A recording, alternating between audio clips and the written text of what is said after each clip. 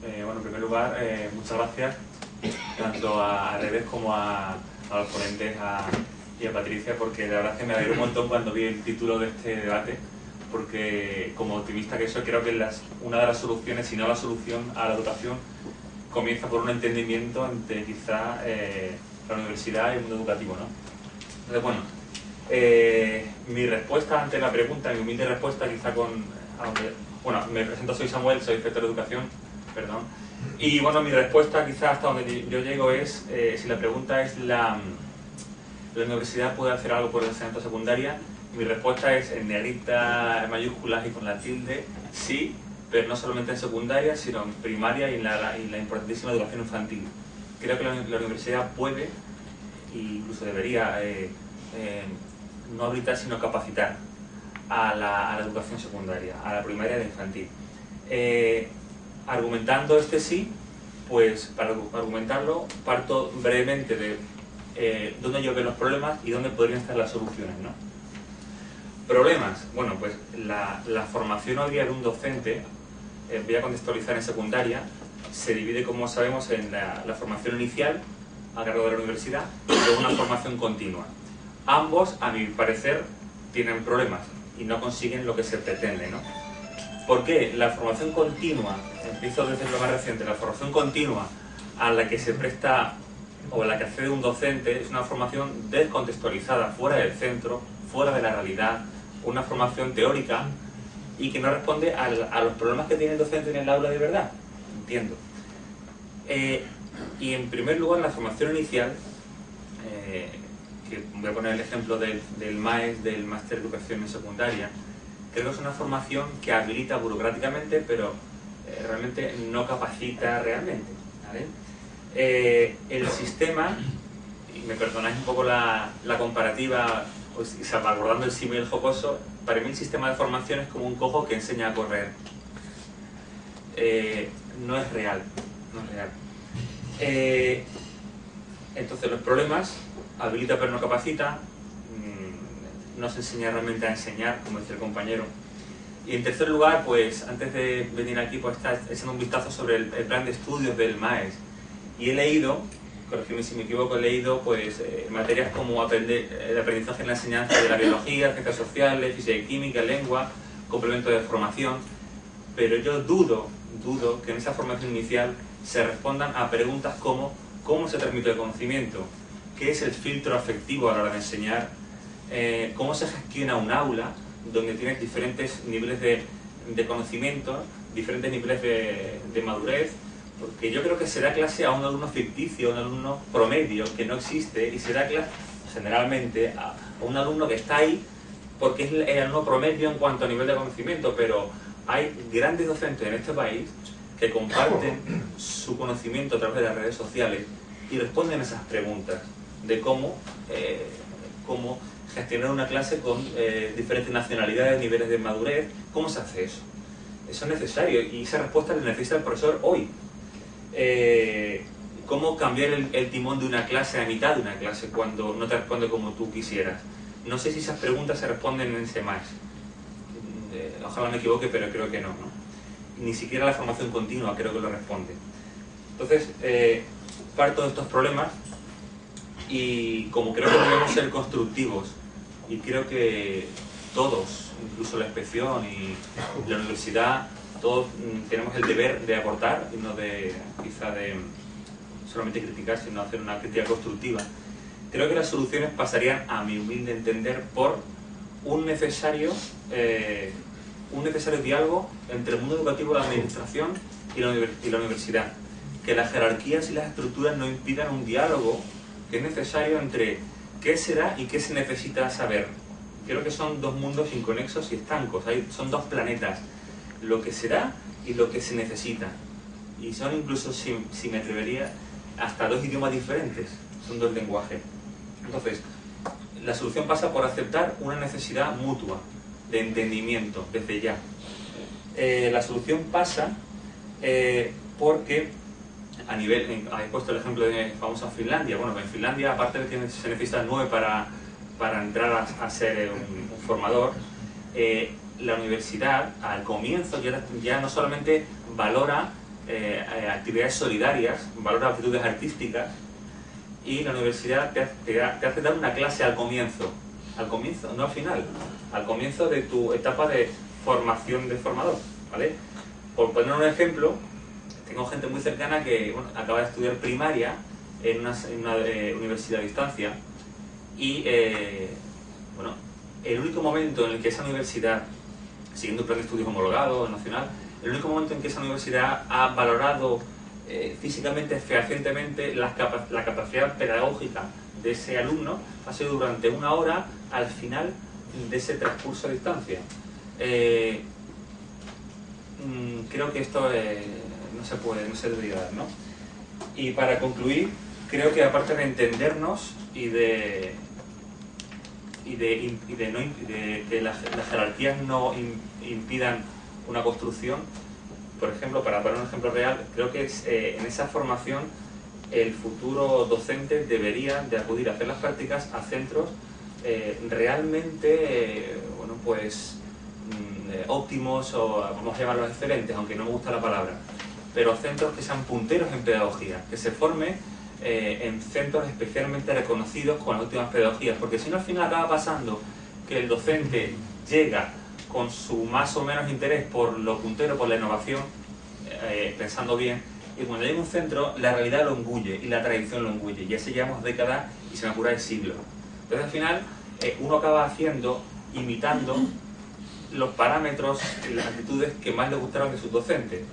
Luego creo que debería ser al revés, debería ser el docente que llega nuevo, fresco, debe de poder transformar una realidad, porque desde que empieza el futuro docente a formarse hasta que acaba, en esa realidad que vivimos ya la realidad cambia mucho. Entonces realmente el que llega debe de poder transformar o incidir la realidad y no al revés. Esa es mi apuesta. Gracias. Bueno, yo creo que el máster de secundaria, como toda iniciativa que es reciente, es una oportunidad que se puede aprovechar o que se puede convertir en un modelo burocrático, como ha señalado. Sí, ese es el problema. El diseño, el papel lo aguanta todo. Tiene una estructura de 36 créditos de 60 de aspectos de los que tú señalabas, en teoría, en el plan de estudio están las técnicas que hay que usar en la clase y van todas las estrategias posibles, y eso es lo que pone el plan de estudio. Luego hay 8 créditos de profundización en la materia concreta, esas son las optativas, ¿no? En matemática, en biología, tal, solo eliges la tuya en relación a la materia de la que quieras ser profesor en el futuro, pero es que luego hay 10 créditos de práctica y por tanto hay que hacerla donde se pueda, claro, porque el problema que tú estás señalando es que si el volumen de alumnos es el que viene siendo, aunque esto del acceso a la función pública últimamente se está haciendo difícil y con dosis muy pequeñas, ¿no? Pero vamos, a pesar de eso sigue habiendo gente que se cree que algún día cambiará la racha y que podrán ser profesores en el futuro y por tanto se matriculan en el máster. El tema es que si son bastantes alumnos tendrán que ir a centros los que se pueda. Digo, que ese es el problema luego del día a día, así que lo que habrá que lograr es que haya más centros buenos donde se formen adecuadamente, ¿no? Porque si no, no tenemos capacidad para llevar a todos los alumnos que quieren ser profesores a los que hayamos identificado como mejores, ¿no? Vamos, luego hay 6 créditos de trabajo fin de máster, es decir que yo creo que el papel lo aguanta todo lo que decimos, el modelo yo creo que está bien diseñado, seguro que es mejorable, ¿no? Pero que el máster de educación secundaria, sobre el papel, pues cumple todo lo que se puede esperar de él. Que eso sea bueno o se convierta en algo absolutamente inútil, pues dependerá de los que lo impartan y de los que hagan la práctica y de los que nos creamos, en definitiva de los docentes que intervengamos en este proceso, de un nivel y de otro. Bueno, por aquí. Quería preguntar tú. Buenas tardes, me llamo Pura Sánchez. Soy desde hace 35 años profesora de enseñanza secundaria, he sido tutora de máster de secundaria y actualmente soy responsable de acción sindical del sindicato CEA en Andalucía. Yo, en fin, no me quiero alargar mucho, pero quería comentar algunas cosillas. Como el debate, como las intervenciones han sido muy densas en cuanto al planteamiento, pues yo quería decir algunas cuestiones y luego adelantar alguna análisis. En primer lugar, me gustaría decir que cuando se habla de la desafección, se ha olvidado la desafección de la administración hacia los enseñantes y se ha olvidado la percepción de algunos enseñantes hacia su propia profesión. Es decir, también nos estamos encontrando en los últimos tiempos en los institutos gente que está ahí porque no puede estar en otro sitio. Dicho así, pero dicho con esa claridad, literalmente.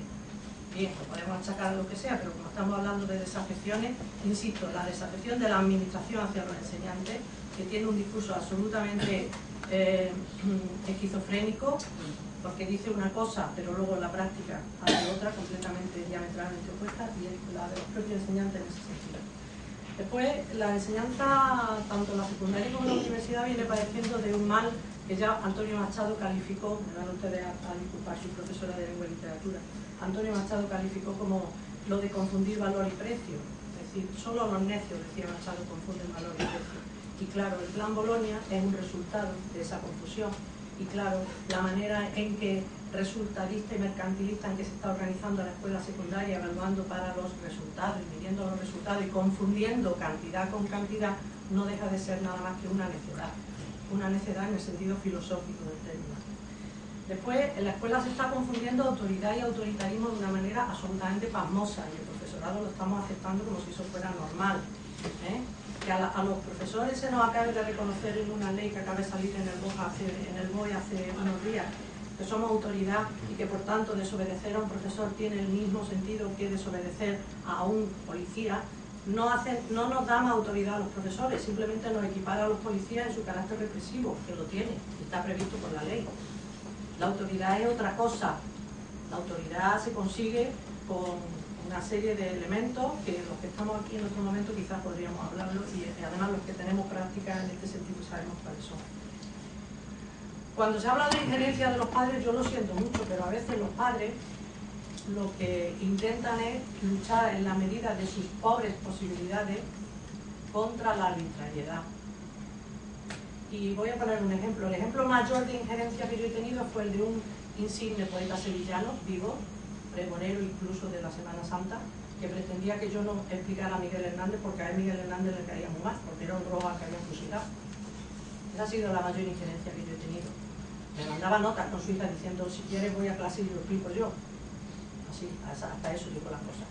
Lo demás son intentos de ponerle coto a la arbitrariedad. Y, en fin, puedo poner muchos ejemplos, pero no quiero alargarme.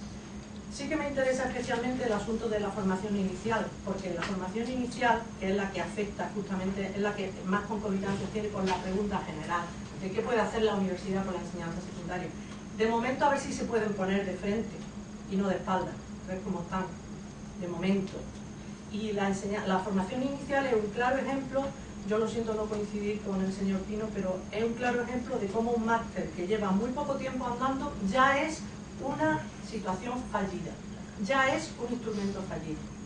El máster de secundaria, del que yo he sido profesora de práctica en una ocasión sola, con una sola alumna, ¿sabe usted cómo se paga la hora de práctica? 70 horas de práctica tenemos que justificar, y de verdad que las tienen si uno se pone a ello.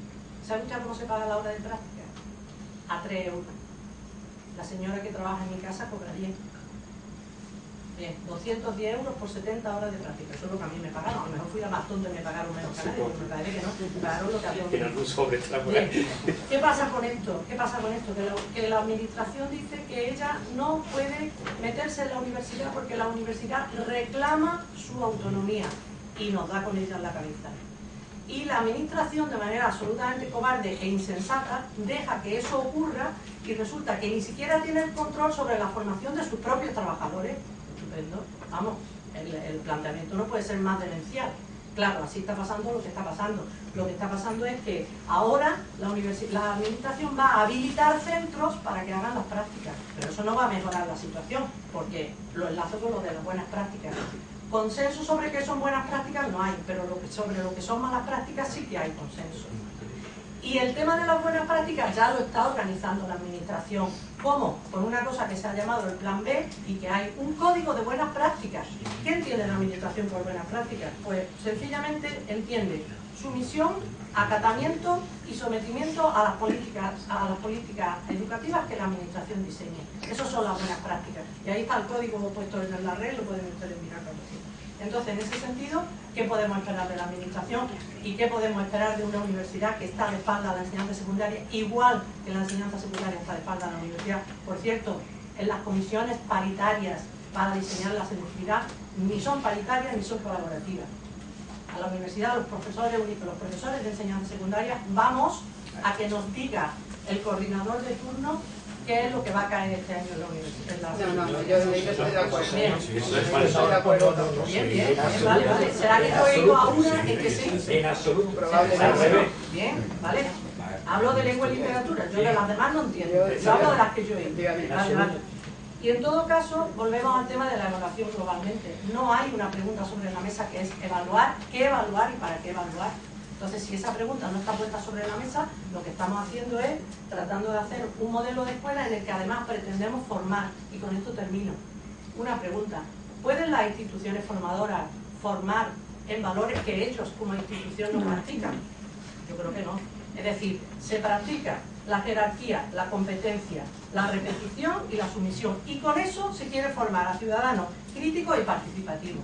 Bueno, esto es un chiste, verdaderamente. Entonces, en ese sentido, ¿qué es lo que pasa? La universidad y la escuela secundaria se necesitan, pero cuando los campos de saberes dejan de ser campos de poderes, a lo mejor resulta que hay un trabajo colaborativo y a lo mejor nos ponemos todos de acuerdo y empezamos a preguntarnos qué modelo de escuela queremos, porque en el fondo es que se debate. Bueno, yo quería responderte, la verdad es que he estado en distintas asignaturas, no digo en las comisiones porque nunca me he prestado a estar como ponente en las comisiones que han hecho las pruebas de selectividad, pero la verdad es que el trato ha sido exquisito por parte en el sentido de solicitar ayuda, sugerencias y todo tipo de explicaciones se los han dado acerca de las pruebas. Es decir, que ahí me consta que a lo mejor pues no sería un buen día. Pero que no hablo de trato, pero realmente se nos ha pedido opinión, se nos ha pedido ejercicios, se nos ha pedido muchísimas cosas y ya dependiendo del talante de cada uno, pues hay gente que ha colaborado más y otros que han colaborado menos, evidentemente. Y no voy a discutir más. No hablo de trato ni de buena educación, hablo de otra cosa. Hablo de trabajo colaborativo. A mí me consta que hay muchas comisiones que lo hacen perfectamente. Bueno, por aquí yo, a ver, voy a intentar ser breve porque creo que algunas de las cosas que iba a decir ya se han dicho. Bueno, agradeceros por supuesto a los ponentes y a los organizadores la oportunidad de este debate. Yo soy inspector de educación, pero también doy 7 créditos del máster, concretamente del módulo de innovación, formación y evaluación en la Universidad Pablo de Olavide. Y además me ha alegrado que Juan Ortiz se refiera, por ejemplo, a técnicas, por ejemplo, que existen en el sistema educativo francés de aprendizaje, porque he tenido la oportunidad de formar parte también de tribunales para examinar a alumnos españoles, perdón, a alumnos franceses que hacen lo que aquí llamamos ahora el bachillerato, ¿no? Parte del currículum español y francés, y yo he visto que efectivamente existen esas técnicas, como alumnos franceses hacen un comentario de texto y aunque tú intentes desviarlo, utilizan esa técnica y tú le preguntas una cosa y dices, sí, pero permítame que primero haga una introducción general, técnicas de expresión, técnicas que aquí prácticamente no se enseñan. Es decir, un alumno puede pasar todo su currículum de primaria, de secundaria, de bachillerato e incluso de la universidad sin haber hecho una exposición oral en público. Hay alumnos que no han hecho una exposición oral en su vida y luego a lo mejor es lo primero que le van a pedir en una entrevista de trabajo, que presente un proyecto o que haga algo de este tipo. Pero en fin, yo quería ir al fondo de la cuestión, que es la pregunta que se hace. Estoy completamente de acuerdo en que existe un desprecio por la labor docente o por lo menos una ignorancia que desde mi punto de vista es culpable sobre lo que debe ser la formación inicial. Yo hace muchísimo tiempo leí una vez que en España un veterinario estudiaba 5 años, en cambio un maestro tenía que estudiar 2 años en aquellos tiempos, ¿no? para ser profesor de educación general básica, como entonces se llamaba, se necesitaban 2 o 3 años de carrera. Yo creo que el máster, en fin, depende de cómo se dé, creo que tiene cosas buenas y cosas malas. Con la crisis es peor. Yo, por ejemplo, el 99% de alumnado que tengo este año es alumnado que estaba estudiando, perdón, que estaba trabajando, que se ha quedado sin trabajo. Tengo arquitectos que se han quedado sin trabajo, ingenieros que se han quedado sin trabajo, y sinceramente se plantean la enseñanza, por si se convocan unas oposiciones, como una segunda opción, pero no son vocacionales de la enseñanza, y en realidad lo que están repitiendo es el modelo que se repite en la universidad. Es decir, un químico no estudia para enseñar lo que debe aprender un alumno de química, ni tiene un enfoque, creo, porque no se lo da la universidad, de lo que tiene que enseñar de química a un alumno, igual que no la tiene el profesor de lengua y literatura, porque yo soy de lengua y literatura, no se la da a la universidad. Hay muchos profesores de lengua y literatura que lo que creen que deben hacer es formar pequeños filólogos, filologuitos o gramatiquitos. No entienden que la gramática sirve para otra cosa, que es muy interesante, pero que sirve para otra cosa, para un dominio básico o menos básico de la lengua como un instrumento de comunicación, ¿no? Y de aprendizaje y de construcción de la persona, etcétera, etcétera. Entonces yo sí creo que, si decimos que la universidad es autónoma, la universidad sí que podría crear itinerarios, pero casi desde el primer año que se empieza un grado, donde la persona fuera, la persona que se apunta a una carrera, supiera desde el principio que su itinerario es el educativo, y por tanto aprendiera didáctica de la materia, porque existe didáctica de la materia que algo ayuda, no son la panacea, porque la verdad es que la realidad o la caja negra del aula, cuando uno se enfrenta a un aula, necesita también dotes artísticas, no solamente dotes técnicas, pero sí que podrían dar, en fin, algunos instrumentos, y que al mismo tiempo ese itinerario combinara desde el principio la práctica, que fuese una formación teórico-práctica y que durara todos los años. De manera que la persona, eso es lo que pasa en Finlandia, es decir, la persona que va a ser profesor o profesora de secundaria en el futuro, supiera desde el principio a qué se arriesga y qué es lo que le espera, ¿no? Esa es mi opinión. No, vamos, un poco las dos líneas. Yo vuelvo a reiterar, decir, sí, yo no soy profesor de máster de secundaria, no he tenido ocasión de dar y por tanto no tengo criterio, ¿no? Lo que sí sé es que si dejamos pasar esta oportunidad, lo que va a pasar es que se convertirá en un CAP de más horas, y esta oportunidad histórica pues no la vamos a aprovechar y va a tener un efecto todavía peor, ¿no? Porque, vamos a ver, hay miles de docentes que no querían que se pusiera el máster en secundaria. El máster en secundaria fue una lucha del gobierno anterior y de unas pocas personas, y lucharon, ¿no? Lo digo, Javier Vidal, por decir nombre y apellido, esta persona luchó en contra de la opinión muy mayoritaria de todas las facultades, que consideraban que esto era una mala idea, que para qué eso de profesor de secundaria, si con lo que se enseñaba en una facultad de matemáticas, de biología, de historia, de arquitectura, ya iban bien preparados para ser profesor de secundaria, de bachillerato.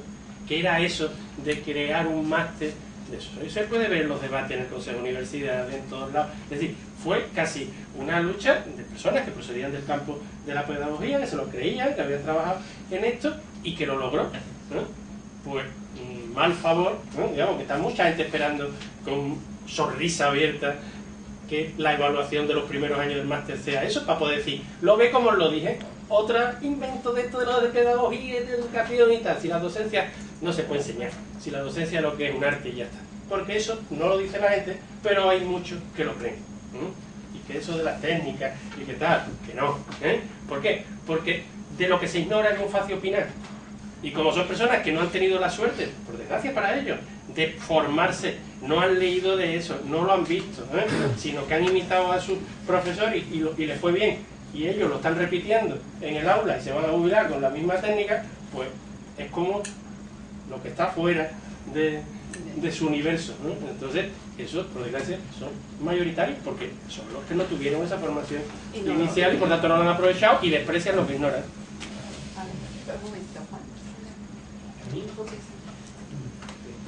Yo lo que creo que esta mesa redonda, el título por supuesto no tiene que ver nada con lo que aquí está sucediendo. Yo creo que la educación secundaria por la universidad no tiene nada que ver.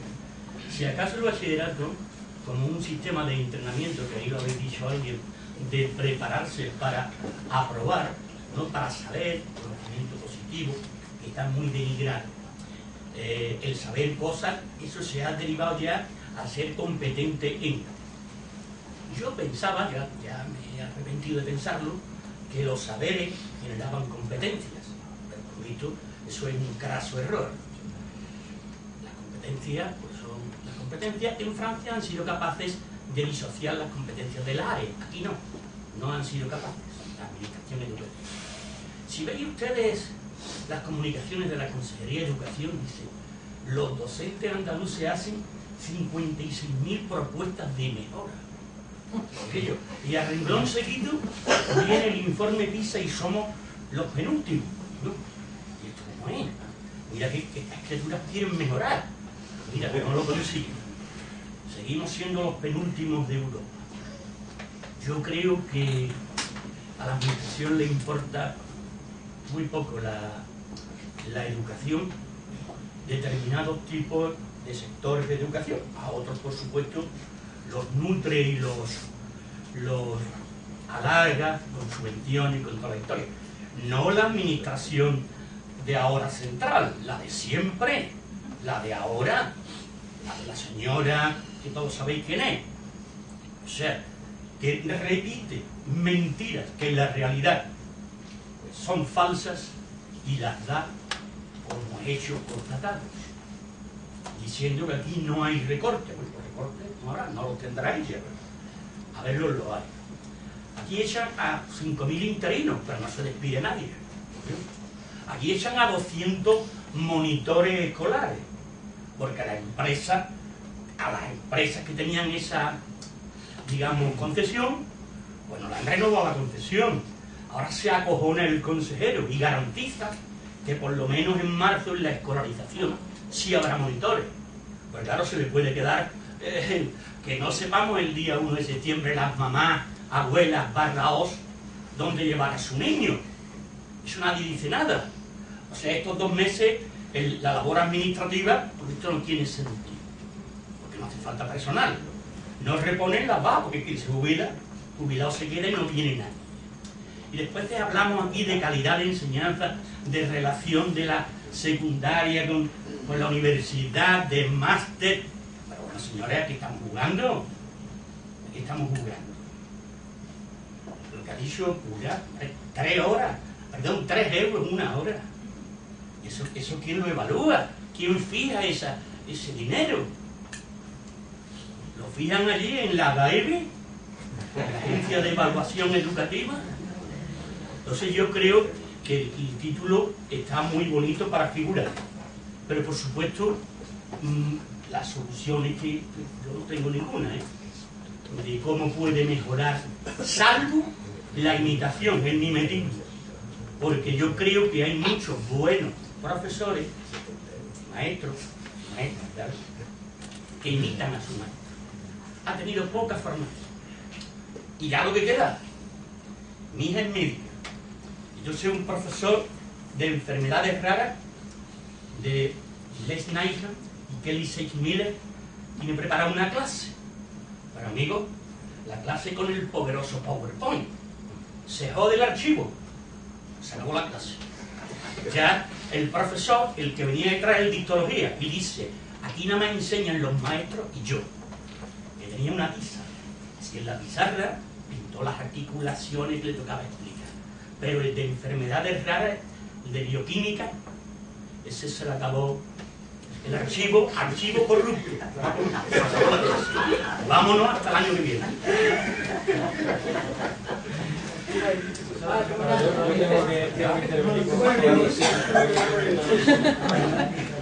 Vamos a ver, sobre todo en lo último, ¿no? Sobre todo en lo último. que menospreciar en absoluto el PowerPoint. El PowerPoint es una herramienta excelente, herramienta pedagógica excelente, que permite a los estudiantes, yo tengo edad ya de haber tomado los apuntes así. Me explicaban los que sois de química las reacciones de sustitución y eliminación, copiando a toda pastilla. Saben que por ahí funcionan los protones, vamos, yo soy biólogo, ¿no? Pero además hay colegas que están en la mesa, en el auditorio, que recuerdan eso, y cuando levantamos la mano y ahí dicen, profesor, me parece que falta ahí un protón en esa reacción, y dice, hombre, se da media vuelta, eso se supone el protón, y seguía escribiendo, el primero de carrera. Hoy en PowerPoint, pues está la reacción de eliminación a colores, y además están impresas, con lo cual además el estudiante está pendiente de lo que está explicando el profesor, se lleva además, las tiene en la UST o en las plataformas de turno, se las lleva así. Las técnicas que comentaba aquí mi colega de mesa, entre otras cosas, son la pedagogía, de las cuales yo no he asistido, para mi desgracia, a todas las que debía. Pero vamos, yo me acuerdo, y no voy a decir las áreas de conocimiento, pero cuando nosotros estábamos ya en PowerPoint, y algunos estaban ya en transparencia, estaban todavía en una etapa anterior, y decían, Agustín, esto de la transparencia es maravilloso. Y digo, pues sí, pues es verdad, pues es verdad. Y yo voy a decir, bueno, pues ya ellos están ya también por PowerPoint. Es decir, que no menospreciemos eso. Y el que se vaya a la luz, eso está en incidencia, eso ocurre cualquier cosa. Ha habido accidentes más importantes que han acarreado. O sea que no hagamos chistes de cosas que no tienen sentido, porque vamos, el PowerPoint concretamente es una excelente. Y los cursos de formación de profesorado pues tienen una finalidad en la que se debiera prestar más atención a la formación. Y si eso de la transmisión, que hemos experimentado mucho, a mejor o a peor, dependiendo del maestro, hombre, es una cuestión que está muy bien en el ágora y demás, y en la época de los griegos y demás, pero hoy día se puede transmitir de otra manera. Y ya aprovecho, en relación con la yo quizás expresé mal, no sé si lo están grabando, pero vamos, creo que lo dejé bien dicho, bien claro. En relación con la injerencia, creo que lo apunté por aquí en la nota en algún punto, de los profesores, y además creo que lo recalqué, la injerencia en la labor docente. Si le voy a poner un ejemplo, cosa que a mí me llega de compañeros del gremio, de ustedes. Por ejemplo, cuando un profesor de secundaria tiene un alumno reincidente en mal comportamiento, que incordia a los demás, etcétera, etcétera. Yo no sé cuáles son las medidas disciplinarias, pero porque me puedo equivocar, se las repito aquí ahora, ¿no? Pero me cuenta mi amigo, el catedrático de instituto, dice, no, pues nada, pues se le van unos días a clase, etcétera, fuera de clase. Una medida disciplinaria lógica, ¿no? Que se puede pensar cuál es la intensidad. La injerencia, por ejemplo, en este caso venía a que es que vienen los padres a discutirle a ese profesor que por qué mi hijo, que es un santo varón, o mi hija, que es una santa varona, la echa usted de clase. Cuando lo menos que tiene esa niña o ese niño es a toda la clase subvertida. Esa es a la injerencia que yo me refiero. A la injerencia que mando en absoluto. Eso es a la injerencia que yo me refiero. La intervención de los padres. Es decir, eso cuando se decía de evitar la arbitrariedad, mire usted, creo que hay directores de institutos, creo que hay otros coordinadores de departamentos y hay inspectores, de los cuales aquí ya se han presentado unos pocos. Es decir, esas medidas de que un profesor de secundaria sea un arbitrario, hay medidas para que esa persona entre en razón, entre en la lógica. Esa es la injerencia que yo me refiero de los padres. Bueno, yo quería decir algo también. Pero yo quería decir algo que creo que tiene que ver mucho con los temas que se han debatido y prácticos, ¿no? Yo no conozco directamente el máster, ni he tenido nunca alumnos del máster en el instituto, porque no lo he pedido. Parece ser que son profesores que se ofrecen, los que reciben luego a los... Desde luego ese máster habría que cuidarlo al máximo, pienso yo.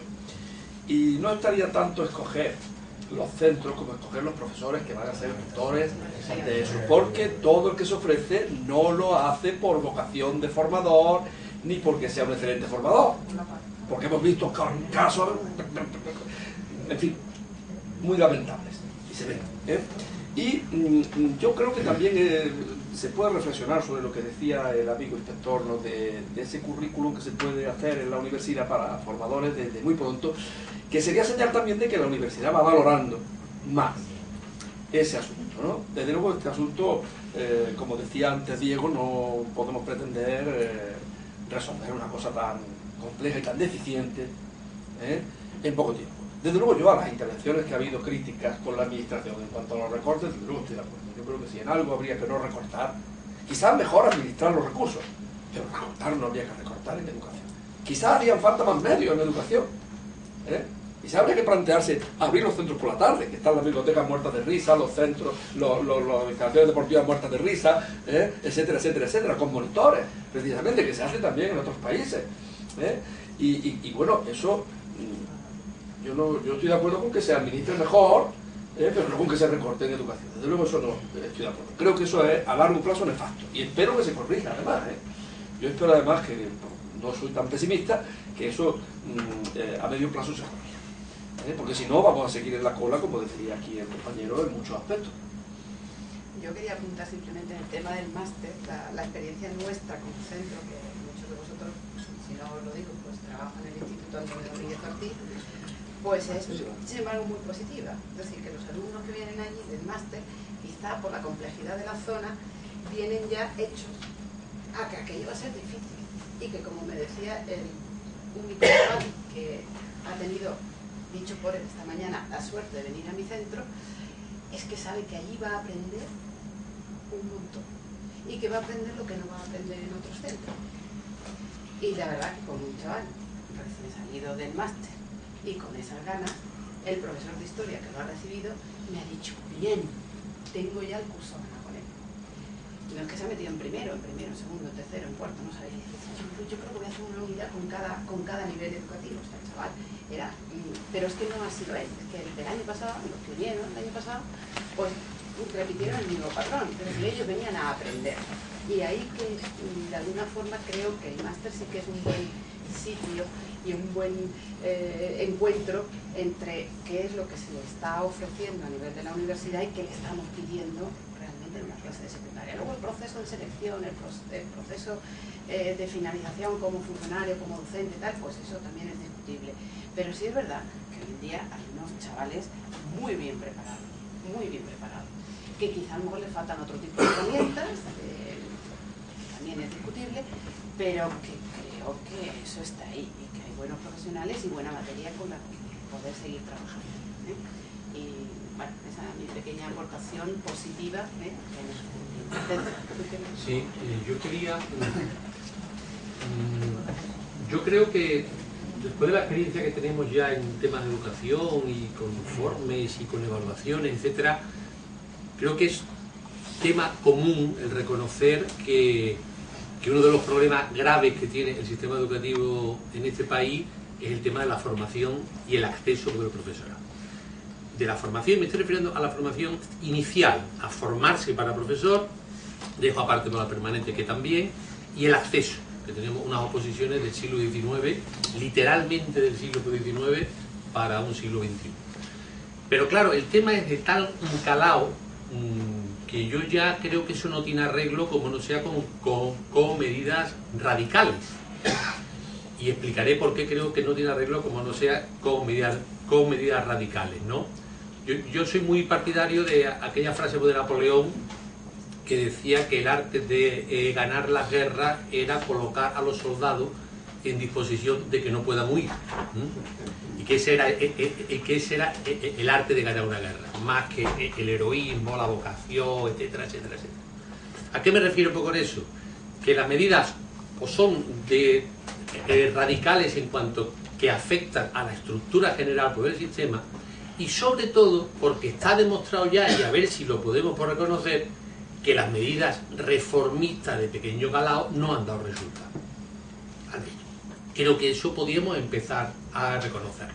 Antes se decía, hombre, es verdad que la estructura educativa es un sistema burocrático inmenso, hay que tener mucho cuidado con las medidas, porque podemos crear, ¿no? Es que yo creo que se ha demostrado ya que las medidas, entre comillas, reformistas, el sistema tiene tal capacidad de engullirlas y de reconvertirlas casi en sentido contrario, que las convierte en medidas en contra. Tú has dado un ejemplo, José Luis, directo, que era para la evaluación, para el tema de investigación y la docencia. Para la investigación sí, a la docencia la ha machacado y estaba previsto para eso.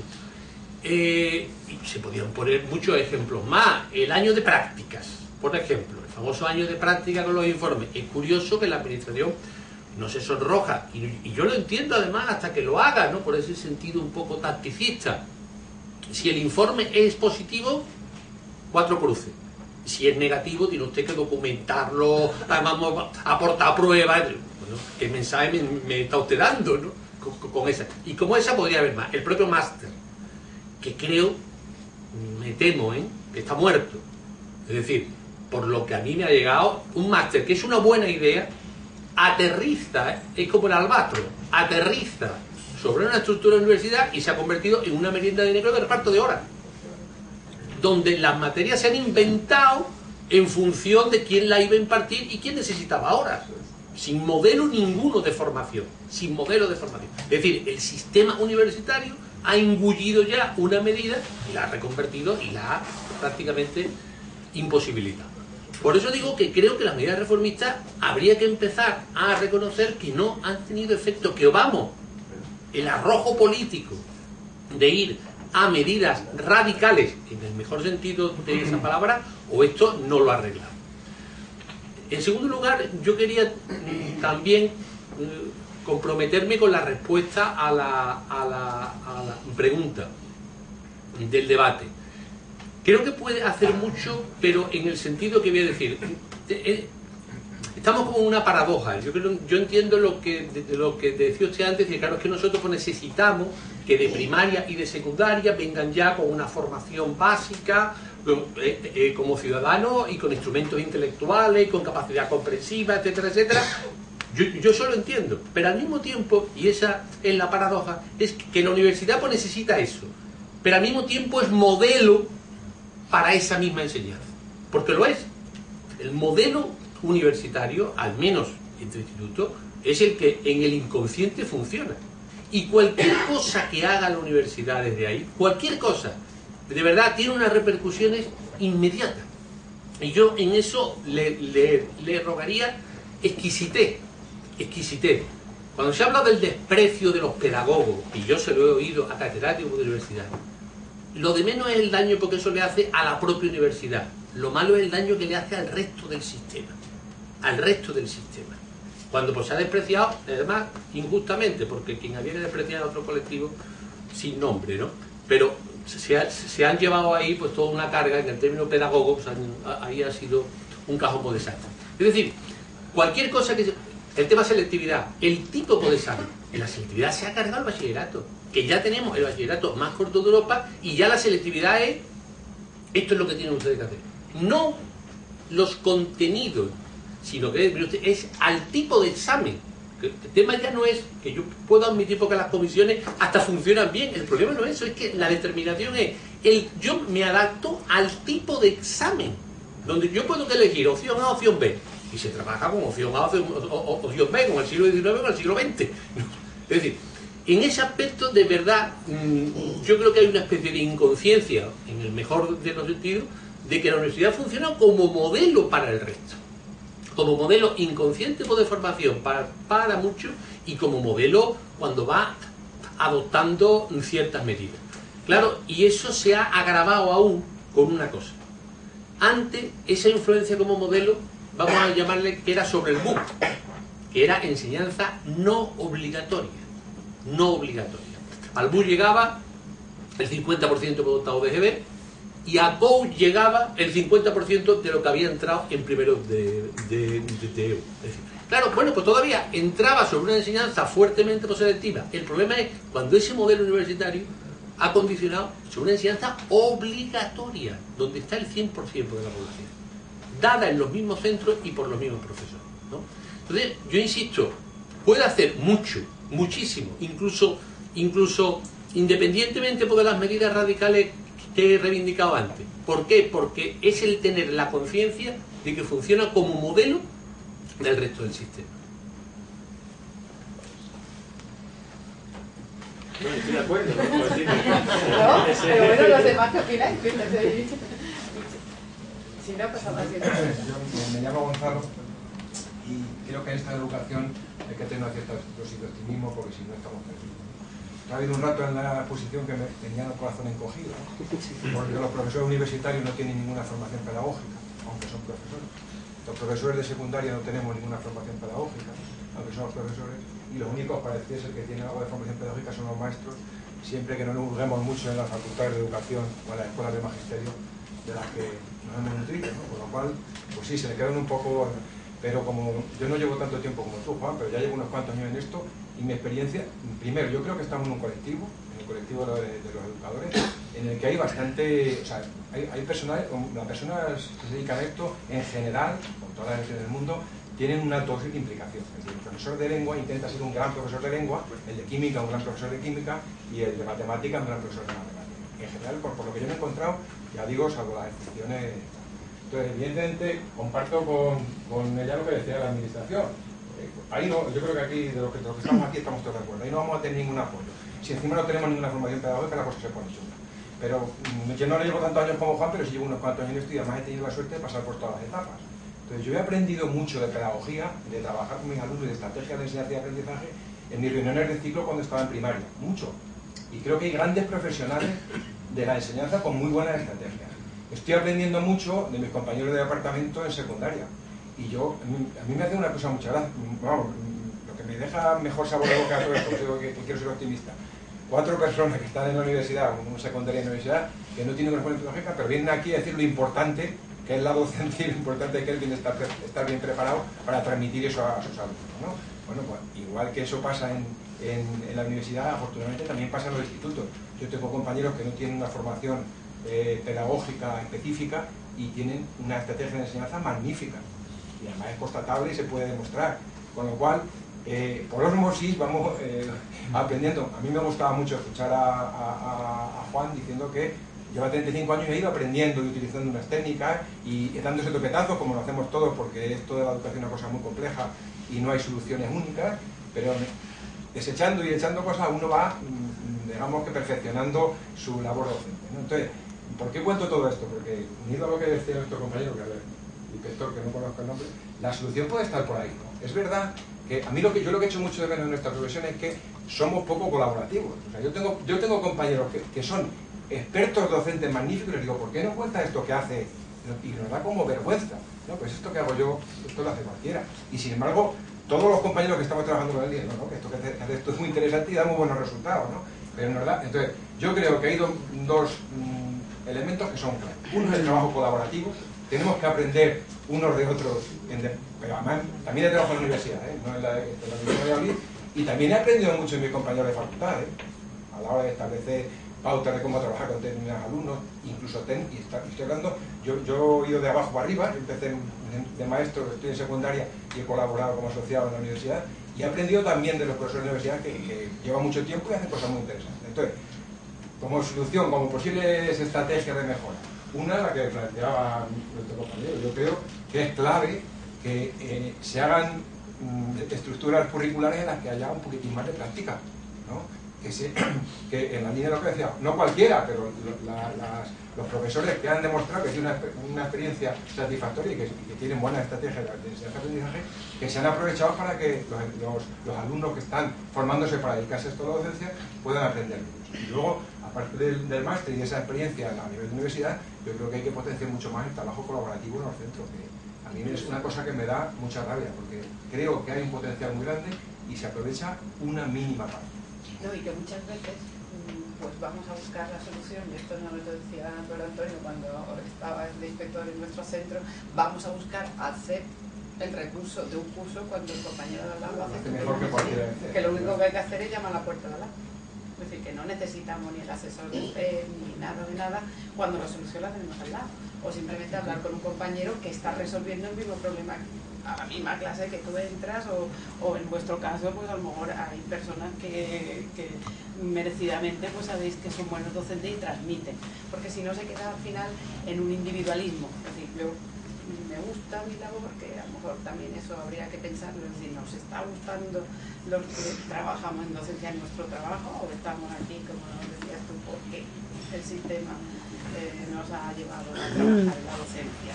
Nos gusta nuestro trabajo, somos capaces de, o al revés, una vez metido dentro del sistema, pues ha sido capaz de buscar estrategias para ir adelante. Yo quería insistir en el tema de la formación en unas cuantas cuestiones. Primero, estoy de acuerdo contigo en que digo la señora moderadora, en que lo mejor del máster es justamente el entusiasmo que traía, en este caso el mío, la alumna, a pesar de lo que venía ya pasado. Lo que venía pasado era que le habían dado los contenidos de la carrera, el currículum de la carrera, se lo habían vuelto a repetir en el máster, por ejemplo, ¿no? Y que cuando fue al tribunal a exponer lo que había aprendido modestamente, le dijeron que tenían muchas dudas sobre que eso que ya había aprendido en el instituto sirviera para enseñar. Lo siento, ha debido ser que me tocó el peor, pero bueno. Independientemente de esto, digo, porque como yo lo he calificado de oportunidad fallida, quiero explicar también que a veces uno sigue aquí y que vea las cosas negativas no implica que no tenga oportunidad o que no tenga las miras puestas en otro sitio, porque si no, entonces efectivamente no se podría seguir. Entonces yo quería hacer hincapié en una cuestión que me parece fundamental, y es el asunto de cómo en el proceso formativo, tanto de la experiencia a nivel inicial, como sobre todo en la cuestión de la formación permanente, que Pedro lo aludía, es fundamental, se ha enajenado al profesorado de su propio saber como profesor. Es decir, durante tiempo estamos dando clases, algunas cosas hemos aprendido. En algunas prácticas, como hemos dicho, sí hay consenso, al menos en que eso no sirve, en que eso no se valora. Sin embargo, a la hora de afrontar un proceso formador, no solamente no hay trabajo colaborativo, como dice Gonzalo, sino que se enajena ese saber que el profesor tiene y puede compartir con sus compañeros, la administración lo fagocita, lo hace suyo y es la que impone la estructura formativa, dejando fuera esas prácticas y estableciendo ella unos criterios que ella dice que son de buenas prácticas. Claro, eso es lo que hace que la gente se convierta en desafecta a ese tipo de formación también, porque dice, bueno, ¿y yo para qué voy a hacer? ¿Para que me enseñen qué? ¿Cuál ha sido la respuesta de la administración aquí? Duplicar la estructura formativa en lugar de simplificarla, en lugar de acercarla a los centros, en lugar de poner en contacto a los profesores y de dar a conocer y posibilitar cosas que se hacen perfectamente con las nuevas tecnologías, experiencias educativas que a la gente simplemente les puede resultar de utilidad, sin ánimo de establecer cátedras, ni de hablar de la cátedra, ni de sentar ningún tipo de escuela, sino simplemente compartir esa experiencia. Pues eso la administración educativa sencillamente hace que eso no sea posible. Y además da dentro de los institutos ese trabajo a un departamento nuevo que se convierte en una nueva jefatura para el profesorado, de manera que la estructura la hace todavía más rígida y todavía más jerárquica. Y encima establece quiénes son los institutos que ahora tienen que dar esa formación. Eso no sirve para nada. Por eso yo hablaba de experiencia fallida. ¿Dónde está la experiencia en ese sentido que puede salvar? En ese trabajo de conocer las prácticas y de descartar una porque además no hay prácticas generales que sirvan para todos, ni para todas las escuelas, ni para todas las zonas, ni para todas las enseñanzas. Entonces, en ese sentido yo vuelvo a insistir, la universidad se niega, de momento, por lo menos eso dice la administración, por boca del consejero y el viceconsejero, se niega a establecer itinerarios específicos para la formación de los docentes ya desde el principio, y como ante la autonomía universitaria nadie puede hacer nada, pues entonces ahí estamos. Entre eso y que las prácticas no están diseñadas ni siquiera con el profesorado que va a dar las prácticas, ni siquiera se ha hecho una selección de ese profesorado, porque yo eso tampoco lo veo bien. Es decir, tú llegas allí y te ofreces, pero eso no quiere decir que tu práctica sea a lo mejor para llevarla a cabo. Entonces, en este sentido, ese es uno de los elementos fundamentales, volviendo a la pregunta del debate, de qué puede hacer la universidad por la secundaria. Trabajar en colaboración, no desconocerse, no darse las espaldas, no pensar la universidad como una instancia a la que se aspira, porque allí mi carrera profesional estará, sino que deberían ser entes colaborativos, y entes que en ese sentido colaboren tanto en el modo de trabajar y de formar a los docentes desde la docencia, como en el modo de formar en valores. Y ahí es donde ya vuelvo a la pregunta aquella de formar con valores que son absolutamente contradictorios con los que se le piden a la ciudadanía futura. ¿Alguna pregunta más? ¿No? Por vuestra parte. Bueno, son 9 menos 5, acabo en el final, teníamos de tiempo hasta las 9, que es lo que nos ofrecía la biblioteca pública. Yo quería agradecer en principio, pues por supuesto, a los 4 magníficos colaboradores, agradecer a la Asociación Redes que haya pues aceptado esta posibilidad de debate y por supuesto a vosotros pues que hayáis venido y que esto abra una vía, como he dicho al principio, de reflexión y de tener la mente abierta ante nuevas situaciones que se nos pueden plantear y que debemos, yo creo, que intentar pues, solventarlas desde nuestro pequeño metro cuadrado, para que las cosas no se queden pues, más como nosotros en muchas ocasiones pensamos. Aprovecho, y lógicamente, como esto es un poco de propaganda, pues sabéis que la Asociación Redes pues, tiene 2 tipos de boletines, uno que es el Redes News, que lo tenemos aquí y podéis coger lo que queráis. Tenemos también nuestra pequeña información a través de Twitter y Facebook, está la página web, y que la próxima actividad que tenemos es el día 29 de enero, con la intervención de don Antonio Villar, notario, sobre educación y progreso, el fracaso de la equidad. Aquí está la información. Yo espero que pues, esto haya servido para algo, esto era nuestra intención y nada más. Agradeceros a todas las